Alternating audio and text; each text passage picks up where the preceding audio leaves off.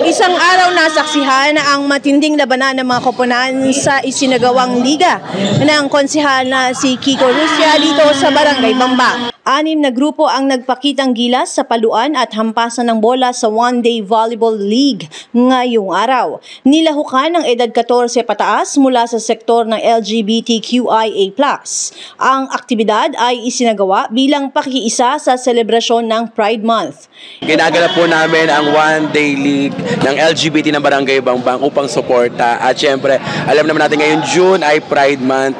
Suporta po ng ating Councilor Kiko Rusya sa ating mga LGBTQA+ Pasig, and ginawa na rin po namin to sa Barangay Karawangan. So pangalawang beses na po ginawa ni Councilor Kiko Rusya ang ating One-Day League, and patuloy-tuloy ito sa bawat barangay na pupuntahan po namin upang iparamdam ang 100% na suporta ng ating numero 1 konsehal ng Pasig mula sa Distrito 1, Councilor Kiko Rusya, sa lahat ng LGBTQA+ ng Pasigen. Meron tayo ngayon na 6 teams, so 8 kada teams. Ang mananalo po will receive, ang ating champion will receive cash, medals, and certificate. Ang ating first placer will receive medals, cash, and also a certificate. Ganun din po ating second placer, at ating MVP will receive a cash. At lahat naman po ng ating players ngayon ay may free food tayo for lunch. Yung iba po nasa 14 pataas.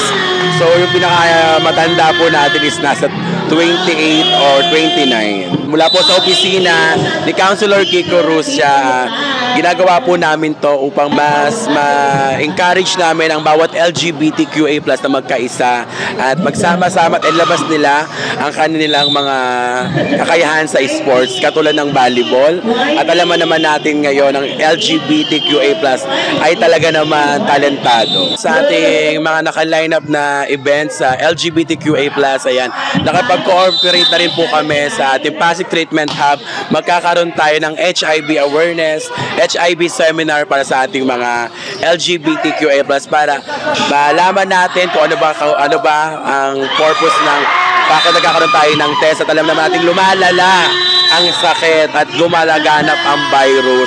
Upang maprotektahan natin hindi lang ang LGBTQA+, syempre ang bawat mamamayan ng Pasig. And behalf of Councilor Kiko Rusya, ayan, maraming salamat po sa Barangay Bambang, syempre headed by Cap Rodel Samaniego, at sa lahat ng bumubuo ng Barangay Council, at syempre sa God vocal po nila si Kagawad Let Angeles, at sa LGBTQA+ President na si Thea San Pedro, na in-invite kami upang maging parte sa isang linggong selebrasyon ng Barangay Bambang ng Pride Month. Ayan, ang mensahe lang namin mula din po kay Councilor Kiko Rusya ay pag-iktingin pa po natin, palakasin pa natin ang larangan ng sports, lalong-lalo na sa komunidad ng LGBTQA+ ng Pasig. Pasigenyo, abangan nyo rin ang mga maraming programa handog po ng ating Councilor Kiko Rusya sa bawat Pasigenyo, sa mga LGBT at sa lahat. Marami po kaming ihahandang proyekto,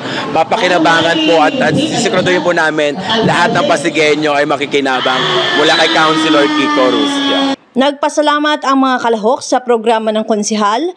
Maliban sa pagpapahalaga sa kanilang sektor, kanilang naipapakita ang kanilang galing sa larangan ng sports. Okay naman po yung naging yung proseso po ng laro. Maraming salamat po sa office po ni Councilor Kiko Rusya para po sa pagbababa po ng ganitong programa po sa mga barangay po. Ito po isa din po itong celebration po ng Pride Month ngayon po sa aming barangay.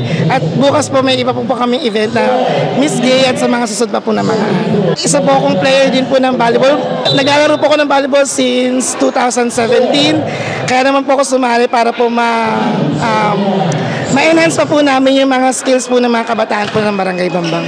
Sa grupo po namin sa LGBT, sana po kahit ko po sila na sana po ay wag na po kami magka-hiwa-hiwalay, mag-unite po kami as a one. Ilan pa sa mga proyekto ni Rusya ay ang pantry ng pasasalamat at ang basura to ayuda na umiikot sa mga barangay sa lungsod. Ako si Luan Peñano para sa latest ng iNews Pasig.